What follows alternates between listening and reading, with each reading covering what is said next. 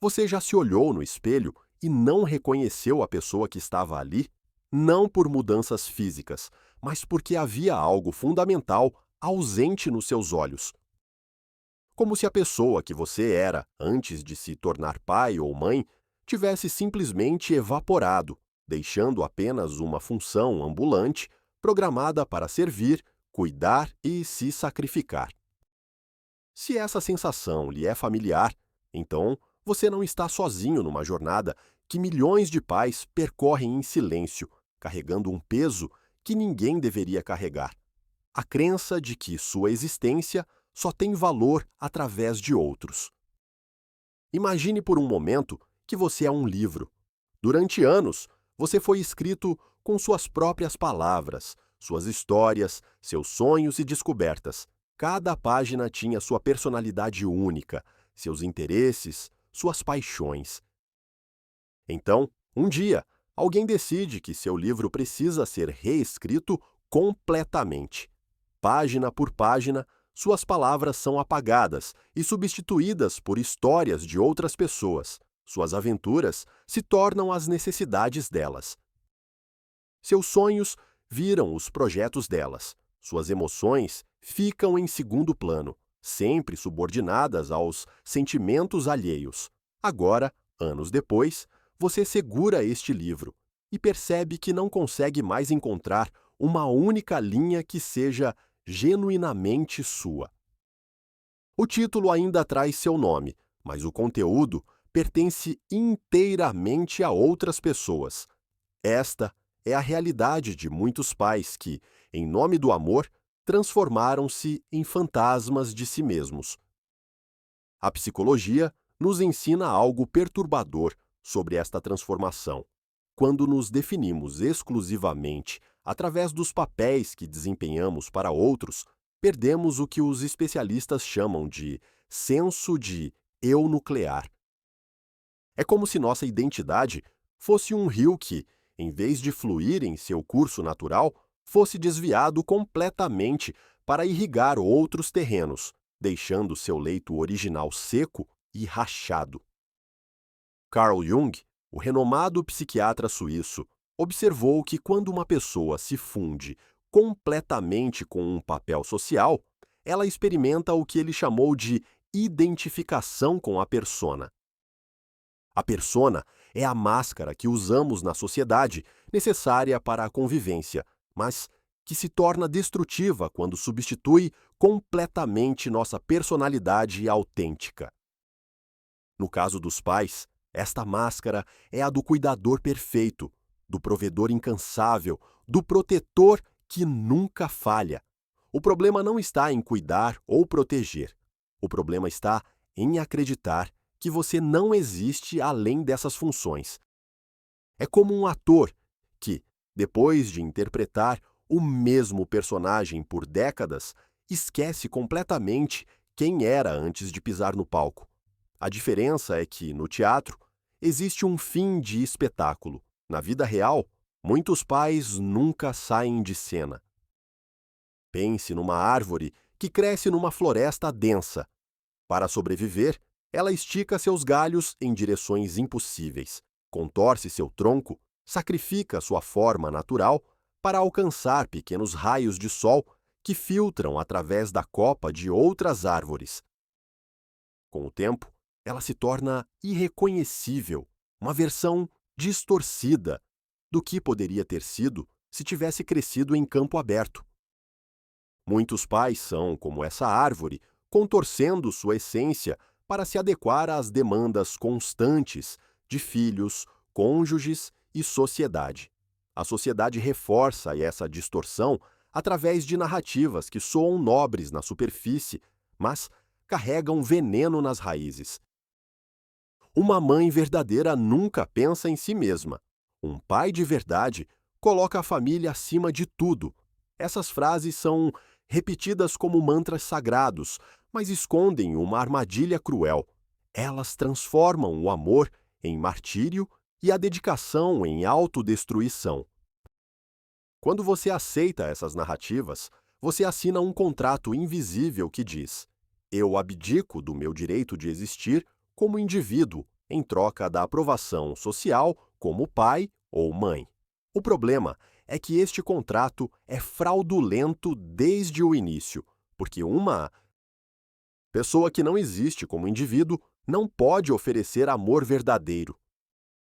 Ela só pode oferecer necessidade disfarçada de generosidade.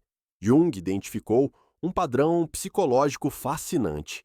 Aquilo que mais tentamos reprimir em nós mesmos retorna de forma amplificada em nossos relacionamentos. Se você reprime sistematicamente suas próprias necessidades, elas não desaparecem.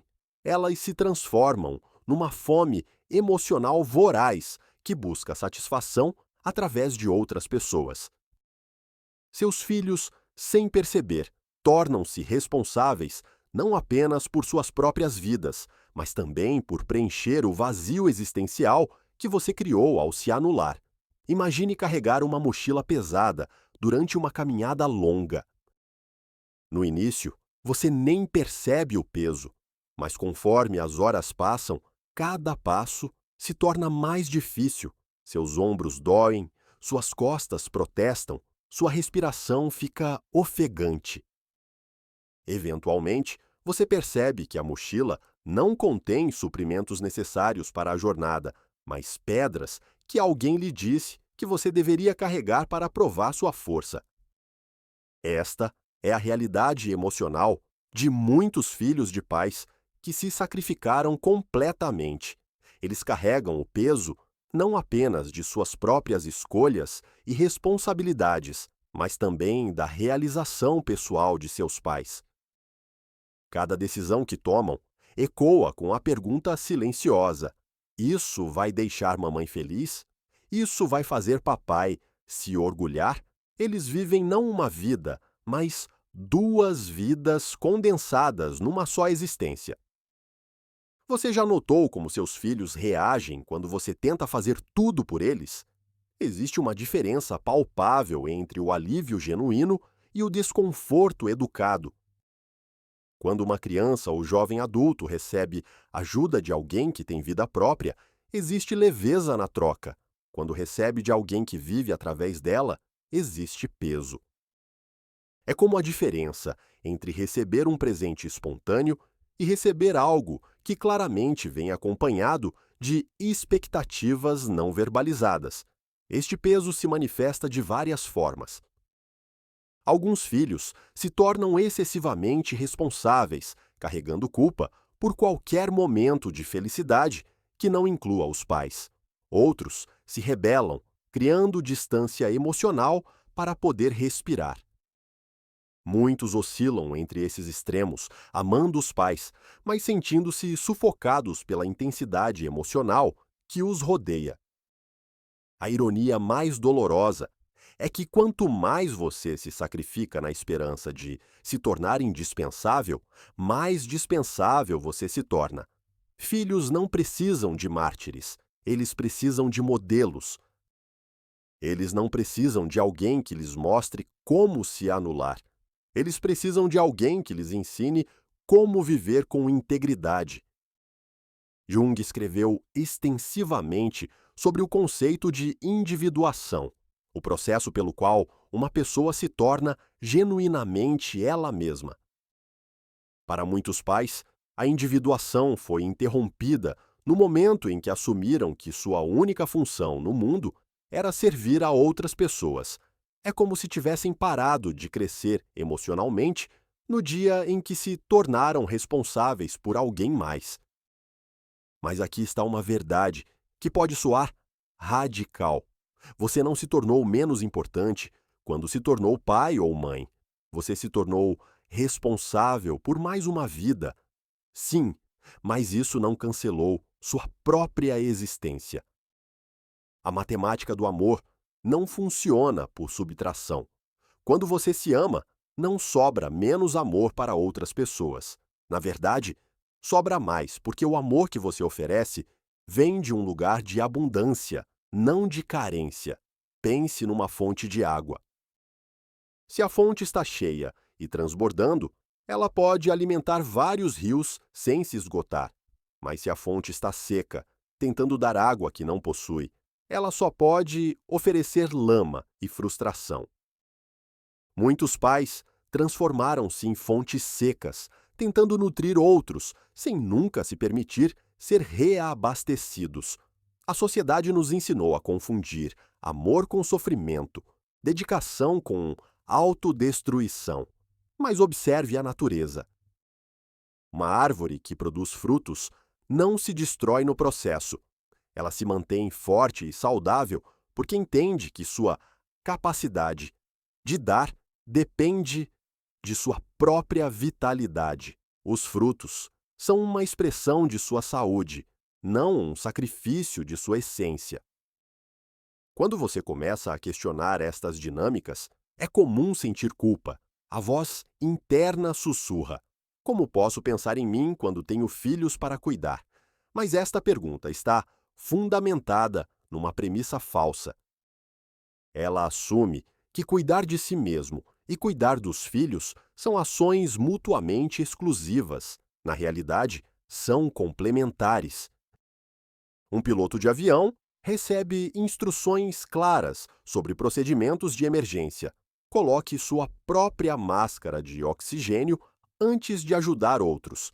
Esta não é uma lição sobre egoísmo, é uma lição sobre eficiência. Se você desmaiar por falta de oxigênio, não poderá ajudar ninguém. Se você se esgota emocionalmente por falta de autocuidado, sua capacidade de oferecer amor genuíno fica comprometida. Você já experimentou a diferença entre fazer algo porque quer e fazer algo porque se sente obrigado? A energia é completamente diferente. Quando você cuida de alguém por escolha, vindo de um lugar de plenitude pessoal, existe alegria na ação. Quando você cuida por obrigação, vindo de um lugar de vazio existencial, existe peso e ressentimento, mesmo que você tente escondê-los. Seus filhos sentem esta diferença. Eles podem não conseguir articular, mas percebem quando seu cuidado vem de abundância e quando vem de necessidade. O cuidado que vem de abundância os liberta para ser eles mesmos. O cuidado que vem de necessidade os aprisiona numa rede de obrigações emocionais. Jung observou que os filhos frequentemente rejeitam não os pais em si, mas as projeções dos pais. Quando você projeta todas suas necessidades não atendidas nos filhos, eles sentem o peso dessa projeção e instintivamente se afastam. Não é rejeição pessoal, é um mecanismo de autopreservação.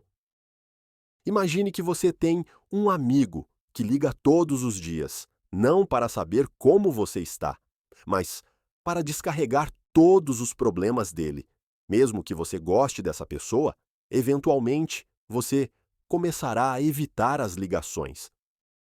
Não porque não se importa, mas porque a relação se tornou unidirecional e emocionalmente exaustiva. Muitos filhos sentem-se assim em relação a pais que transformaram a relação em válvula de escape para carências não resolvidas. A transformação começa com um reconhecimento honesto. Você perdeu-se ao longo do caminho. Não foi uma perda súbita, como um acidente. Foi uma erosão gradual, como um rio que muda de curso tão lentamente que você só percebe anos depois que está fluindo numa direção completamente diferente. Este reconhecimento pode ser doloroso, porque força você a confrontar anos ou décadas de escolhas, mas também é liberador, porque marca o início da possibilidade de mudança. Você não pode voltar no tempo e fazer escolhas diferentes, mas pode começar a fazer escolhas diferentes agora. O primeiro passo não é revolucionário, é simplesmente começar a notar. Notar quando você concorda com algo que não quer fazer. Notar quando você engole suas opiniões para evitar conflito. Notar quando você mente sobre suas necessidades para parecer mais altruísta. Notar quando você se sente ressentido, mas força um sorriso. A consciência é como acender uma luz num quarto escuro. De repente, Você vê móveis que sempre estiveram lá, mas que você só conhecia através dos machucados que eles causavam quando você tropeçava neles. A dinâmica da autoanulação sempre esteve presente, mas agora você pode vê-la claramente. Depois da consciência vem a escolha. E aqui está onde muitos pais travam, porque a escolha de reclamar sua própria vida pode parecer egoísta numa sociedade que santifica o sacrifício parental. Mas considere isto: que tipo de exemplo você está dando aos seus filhos sobre como viver? Se você se anula consistentemente, você está ensinando que o amor verdadeiro requer autodestruição. Se você não tem limites, você está ensinando que pessoas que se importam com você não precisam respeitá-la. Se você não tem vida própria, você está ensinando que a idade adulta significa abandonar sonhos e paixões. Estes são realmente os valores que você quer transmitir? Ou você preferiria mostrar que é possível amar profundamente, mantendo sua integridade pessoal, que é possível ser dedicado sem ser autodestrutivo, que é possível cuidar de outros enquanto também cuida de si mesmo? A jornada de volta a si mesmo não é linear. Haverá dias em que você sentirá culpa por colocar suas necessidades na equação. Haverá momentos em que os velhos padrões parecerão mais confortáveis, mesmo sendo destrutivos. Haverá pessoas que questionarão sua nova atitude, porque sua transformação ameaça as dinâmicas estabelecidas, mas também haverá momentos de redescoberta que compensarão toda a dificuldade. Você se lembrará de coisas que costumava amar e que havia esquecido completamente. Você descobrirá opiniões que não sabia que tinha. Você sentirá energias que não experimentava há anos. É como limpar um quadro antigo que ficou coberto por camadas de poeira e verniz. Conforme você remove delicadamente cada camada, cores vivas começam a emergir. Detalhes que você não sabia que existiam se revelam. Eventualmente, você redescobre a obra de arte original, mais bela do que você se lembrava.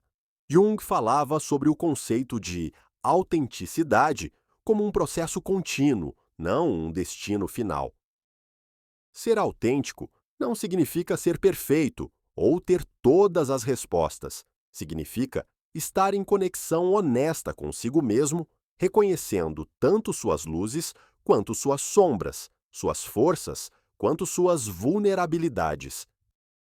Para pais que passaram anos se definindo através de outros, a autenticidade pode parecer um território estrangeiro. Você pode se perguntar: quem sou eu quando não estou sendo mãe ou pai?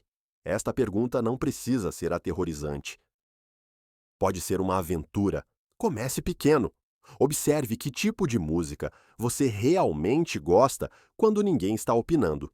Perceba que tipos de conversas energizam você e quais drenam sua energia. Note que atividades fazem você perder a noção do tempo de forma positiva. Estas são pistas sobre quem você é além dos papéis que desempenha. Lembre-se de que reclamar sua individualidade não significa abandonar responsabilidades. Significa cumpri-las a partir de um lugar de escolha consciente em vez de obrigação inconsciente. A diferença é profunda, tanto para você quanto para as pessoas ao seu redor. Quando você age por escolha consciente, existe uma qualidade de presença que não existe quando você age por obrigação. Suas ações carregam uma energia diferente. Seu amor flui de forma mais genuína, porque não está contaminado por ressentimento oculto ou necessidade não atendida. Seus filhos perceberão esta mudança. Inicialmente, podem ficar confusos porque você não está mais disponível 24 horas por dia para resolver todos os problemas deles. Mas com o tempo, eles começarão a valorizar a qualidade da atenção que você oferece quando está genuinamente presente. É a diferença entre conversar com alguém que está fisicamente ali, mas emocionalmente ausente, e conversar com alguém que está completamente engajado na interação. A segunda experiência é infinitamente mais rica, mesmo que seja mais breve. Estabelecer limites pode parecer cruel no início, especialmente se você passou anos sem ter nenhum, mas limites não são muros, são pontes.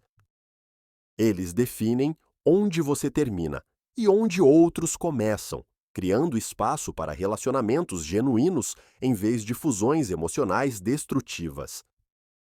Quando você diz não para algo que não quer fazer, você está criando espaço para um sim mais autêntico quando algo realmente ressoa com você. Quando você para de dizer sim para tudo, seus sims ganham significado. Jung observou que individuação não é um processo egoísta, é um processo que beneficia toda a comunidade.